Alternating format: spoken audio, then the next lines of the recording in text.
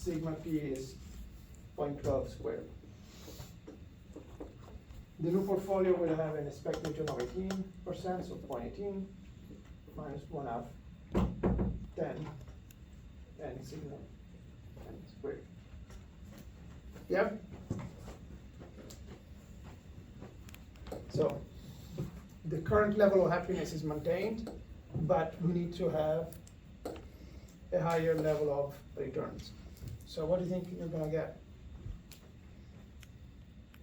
A higher level of risk, right? Mm-hmm. You just need to know exactly what that number is. So do the math here, and what do you get?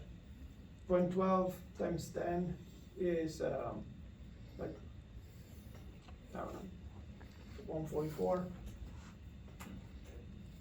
times 5. You do the math, I mean, don't make me go and do this work. I don't like it.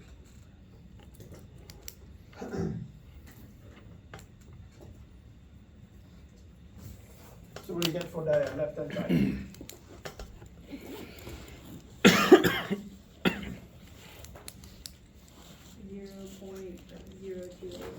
Overall?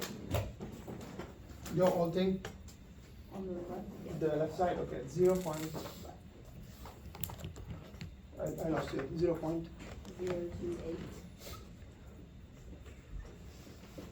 Okay, and so this one is 0.18. This is just 5.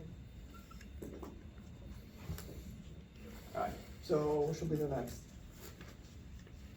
Move like term. Subtract 0.18 to both sides, from both sides, and then divide by -5.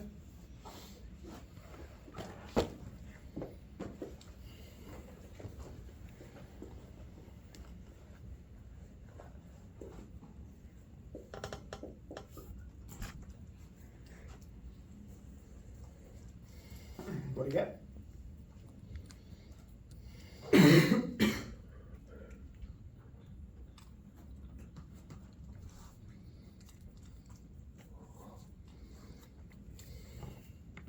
Oh, you get 0.15 or negative technically, you negative 0.152. Like that? So this is negative, but negative is a positive, right? Is that right? I got 0.0304. That's what I got. 0.0304? Right. So what is that? Sigma squared. Is the risk expressed as a variance? So this is in variance terms. But if I'm asking you the risk in standard deviation, because I mean that's how this is quoted, then you need to take the square root.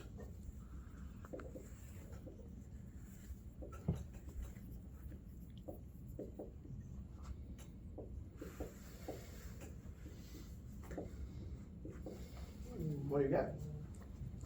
0.174. 0.174. So in percentage would be that.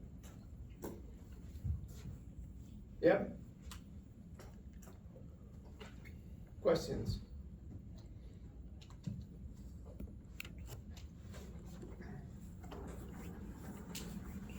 Can you handle this type of problem?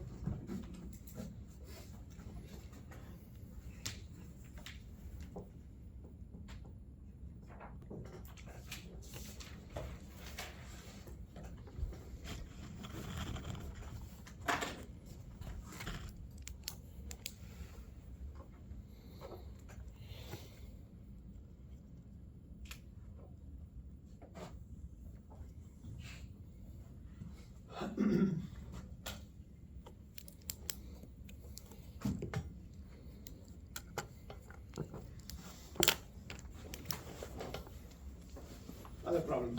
What risk rate?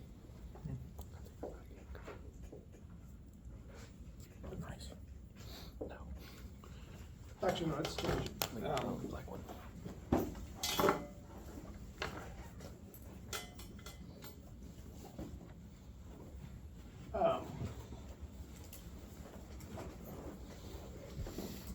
So suppose you have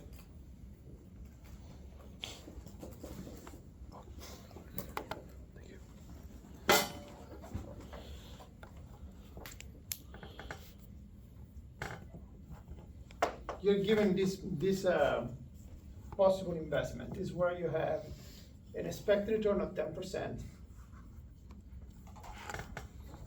and a risk of 15. Okay, this is an investment that somebody's proposing. This is a personal question. What risk-free rate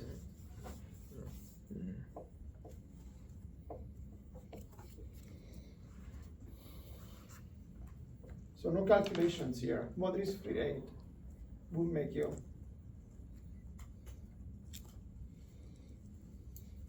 indifferent between investing in T-bills and this portfolio? So somebody's telling you, you can either invest in these or in T-bills. What T-bill rate will make you indifferent between investing in this asset or T-bills? So, there is no calculations here. I'm giving you this alternative.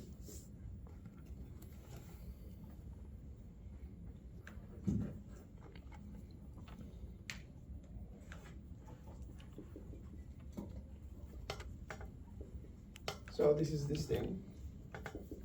The return of 10%, but with a standard deviation of 15, or some risk-free asset. So the risk-free asset will be where? On the y-axis, because that's zero risk, right? So this is the bills. So how high should this be to make you equally happy? Depends on my. So everybody's gonna have a different answer, because some of you are gonna be more risk averse, some of them are less risk averse. But wanna take a guess? 15%. Risky. I'm kidding. So just You're write it down. Logical, you would. I mean, for Eddie, you just write the number down. What do you think is? I'd actually guess it. So if you look at the S&P 500, historically, they say the average performance of the S&P is somewhere around that 10%, right? Mm-hmm. Give it or take. Of course, the S&P has some variability, so it has some risk. I don't know if I measured that accurately or not. We'll find out one day. But so essentially, this is the same question I was asking you. What level of T-bill rate will make you equally happy as investing in the S&P? 3 to 5%. So, I mean, every one of you is gonna have some number. I mean, just write it down. 8. So, I think it's 7. I said 8. 7. Go so that higher. means you will never invest in risky assets. Let's go over 10%. So- You're risk seeking. So, I don't know, I'm gonna put my number here. Mine is, just because it's a 0.1, I put 8. Oh. So that's my number. And what is the practical reason to do this? Well, you can use a questionnaire like this, where you ask somebody to compare different alternatives, and then from their answers, you can work out what is their level of risk aversion. So using this information, so use those 2 points, use the portfolio and the level or risk-free returns to figure out A. So again, you pick the level of returns in such a way that you are equally happy as holding T-bills or the risk-free asset. That means if you're equally happy between the two, that means that those 2 points are on the same indifference curve. If they're on the same indifference curve, then the utility that you get from T-bills is equal to the utility of investing in P. So let's put the formula now.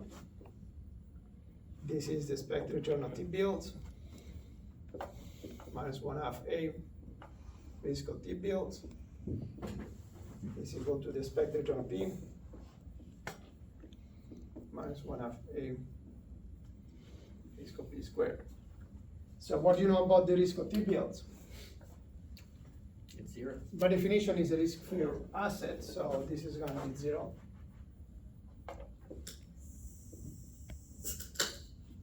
Damn. And so in my case, this number is 0.038. In your case, it's whatever number you put there. And the expected return of P is 0.1. And the risk of P is 15%.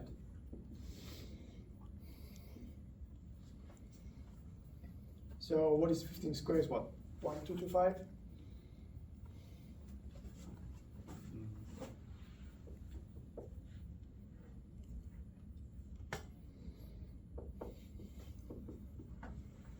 Is that right? 15 squared?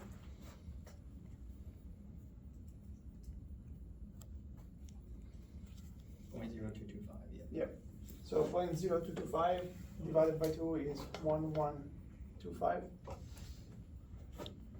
Is that correct? So 0.01125. Point 0.1? 0.1125. Is that right? Alright, so then what is A? Subtract 0.1 from both sides.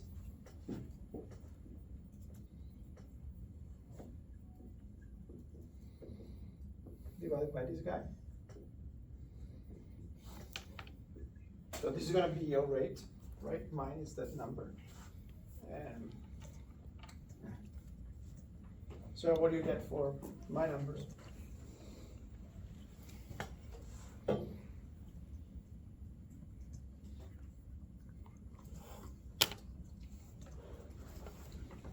You get 5.51 P.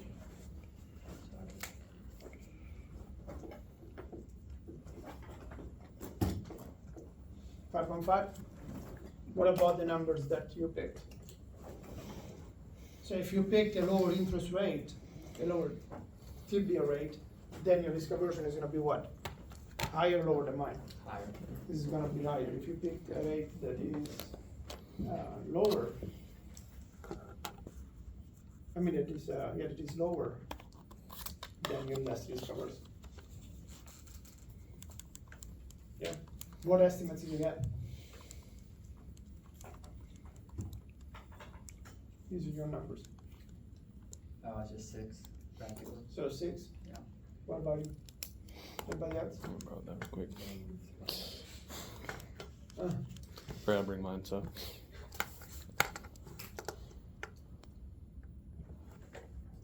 What did you do? I'm not sure what I did. Oh, you did wrong. pick 8. You picked an 8%? Yeah. Yeah. Well, did you put in the top Did I one? do it right? The top, I think you put in wrong. What do you think I put it wrong? What do you mean? Point So zero? what- Because not? it's supposed to be just 0.1. I did minus put point. 0.1. No, you have 0.11. Well, that's not supposed to make that big of a difference. Oh. It's just math. Never mind, it did. Yeah. It's a whole number. So if you want to really, What happens if it's negative? Did I do something Yeah, wrong? so if it's you're a negative, risk seeker, you will pay to be exposed to risk. yeah.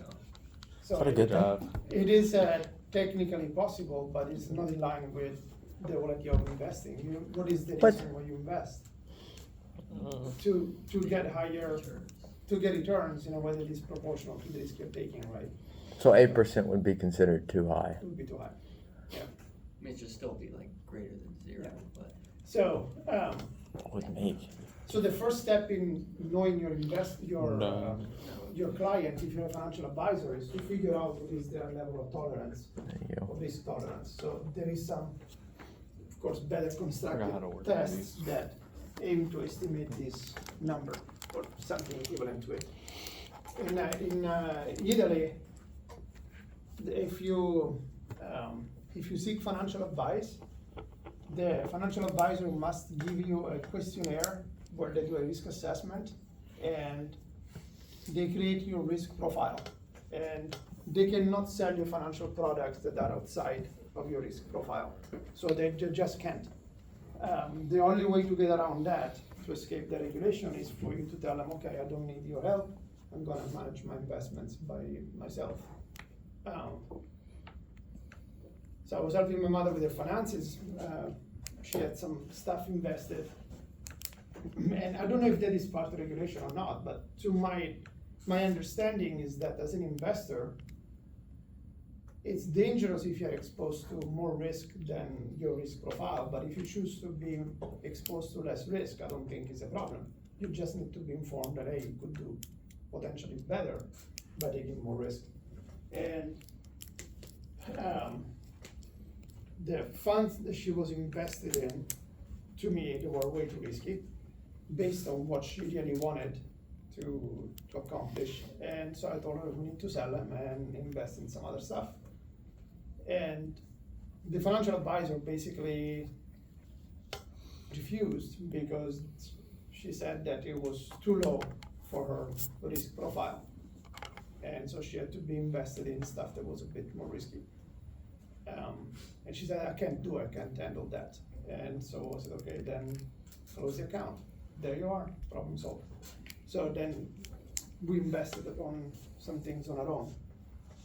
But in that case, my concern was, is the financial advisor One minus. is gonna be 100% minus this, right? So if this is the fraction invested in P, it follows that 1 minus Y is the fraction invested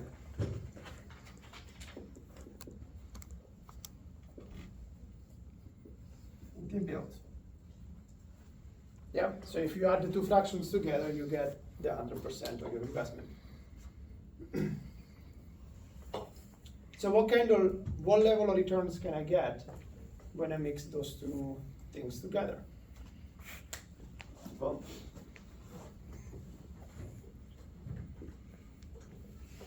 the possible returns are, recall that the return of a portfolio is the sum of the weights times the returns of the assets in it.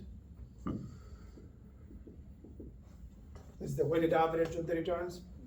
Yeah? So apply it here.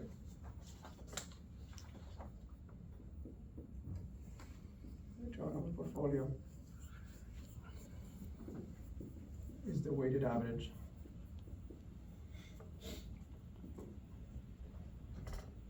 of the returns of the assets. So when you apply it here, if you say, let this be the return of T-bills,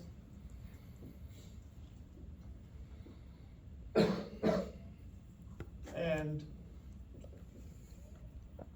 this is the expected return of P,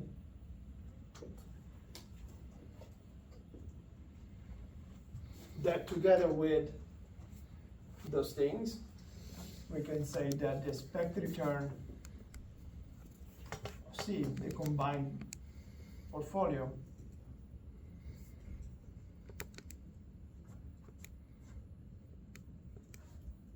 so a complete portfolio, would be the weight T-bills times the return of T-bills plus the weight of the P guy times the expected return of P.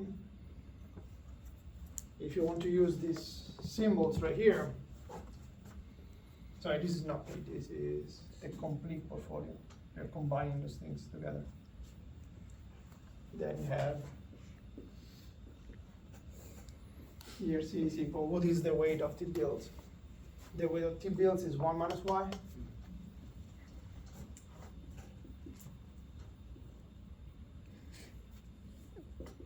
And then you have the weight of the risky asset.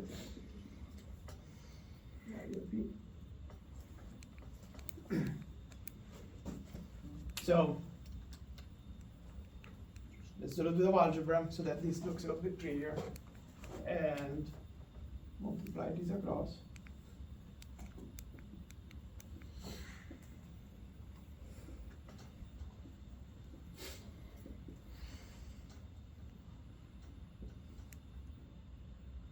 You get that? Yep. Did I make a mistake yet?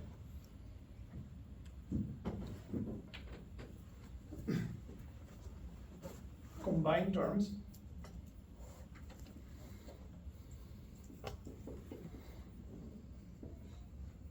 So this is by itself. And then you have plus y that multiplies. So if you factor out y here, you get ERP minus RTB. So this is one way to visualize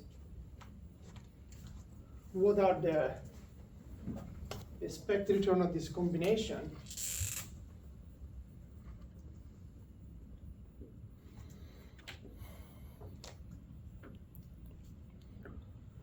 as a function of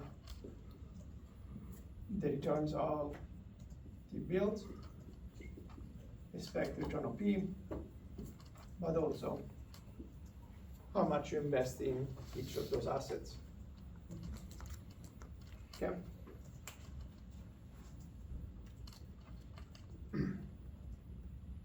So let's put this in a graph.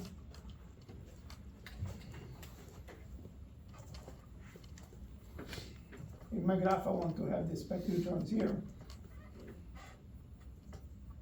and the weight there. So I want to know what is the expected return on my portfolio, my combined portfolio, given how much I'm mixing those two things together. So if I want to graph it like that, this is gonna be my y-axis, on my y-axis. This y is on my x-axis. And those are properties of the two assets I'm mixing together. They don't change, they're fixed. So this is just like a constant. And this is also a constant. So how are those things related? Oh, they one represents. Is the equation of a line, right? So they are linearly related. So let's see if this actually works out. If this does not make sense, let's pick 2 points. If I invest 0, y is what? It's the amount of investment in the risky asset. If I invest 0 in the risky asset, what am I investing in? Just these T-bills. Just in The T-bills. So if I invest 0 in the risky asset, my return should be the same as that of T-bills. Let's see if this works out. If I put it 0 in here, 0 times that, I get the return of T-bills. Okay? What if I go the opposite direction? I invest everything in the risky asset. So well, my complete portfolio will be identical to the risky asset. So what is the most you can put One. here? 100% of your investment, so this is a 1. So if you put y to be equal to 1, we should get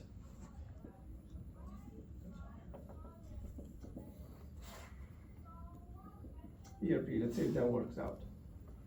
So if you put a 1 in here, 1 times that is just that. 1 times this is negative T-bills, positive T-bills, cancel each other out, so mathematically it works out. So you have 2 points. You know that this is the equation of a line. So that's definitely not a line. Okay, so invest only in T-bills. Invest only in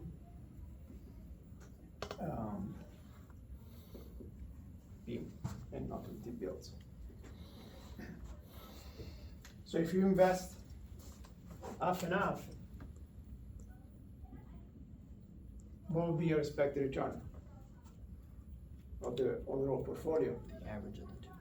is going to be, this is the midpoint of those two, well, this is gonna be the midpoint of those two.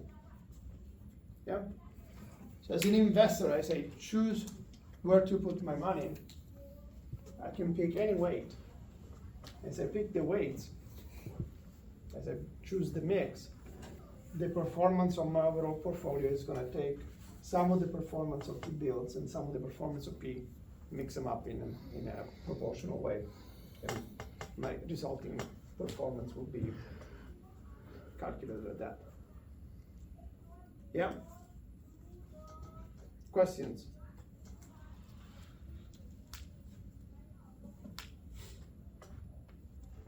Yes, no?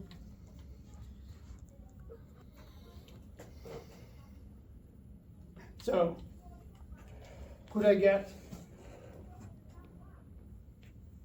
this return by mixing those two assets together? No.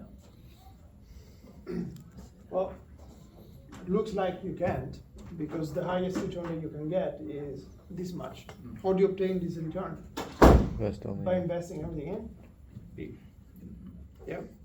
Can you get this return right here? Yes. So let's see. Yes. How do you do it? By investing mostly in T-bills, sorry, a little bit in T-bills. All the way around. Mostly in T-bills and a little bit in B. Yep. Questions?